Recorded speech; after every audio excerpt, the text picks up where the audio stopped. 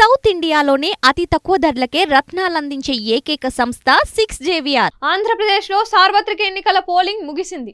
ఫలితాల కోసం ఎదురు చూపుల సమయం స్టార్ట్ అయింది. ఈ ఎన్నికల వేళ మెగా ఫ్యామిలీలో ఆసక్తికరమైన చర్చ తెరపైకి వచ్చింది. అందుకు కారణమైంది మెగా బ్రదర్ నాగబాబు చేసిన తాజా ట్వీటు. ఈ నేపథ్యంలో ఆ ట్వీటు నాగబాబు ఎవరిని ఉద్దేశించి చేసి ఉంటారు అనే చర్చ నెట్టింట వైరల్గా మారింది. నాగబాబు తాజాగా చేసిన ఒక్క ట్వీటు ఇప్పుడు తీవ్ర చర్చనీయాంశం అవుతోంది.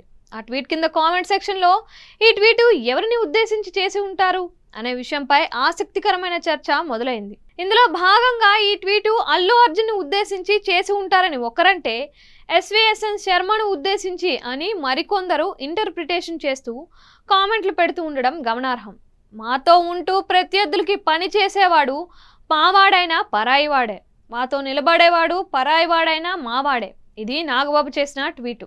దీంతో ఏపీ ఎన్నికలు మెగా ఫ్యామిలీలో మళ్ళీ చిచ్చు పెట్టాయని, అల్లు కొణిదెల మధ్య అవి స్పష్టమైన విభజన రేఖను గీసేశాయని, పొలిటికల్ గోడలు కట్టేశాయని, అల్లు అర్జున్ ఫ్యాన్స్ని రెచ్చగొట్టేలా నాగబాబు చేసిన ట్వీటే అందుకు కారణం అని చర్చ రచ్చగా మారింది. వాస్తవానికి పిఠాపురం అసెంబ్లీ స్థానం నుంచి పోటీ చేస్తున్న జనసేన అధినేత పవన్ కళ్యాణ్కి మెగా ఫ్యామిలీ అండగా నిలిచిన సంగతి తెలిసిందే.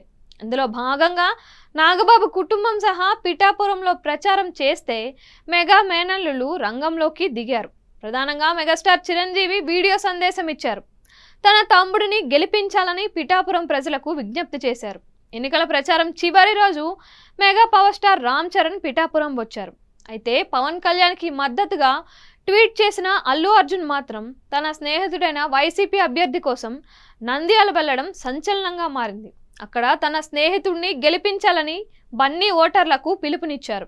దీంతో బన్నీ వైసీపీకి సపోర్ట్ చేస్తున్నారు అనే ప్రచారం భారీగా జరిగింది. ఫలితంగా జన సైనికులు నిప్పులు చెరిగారు.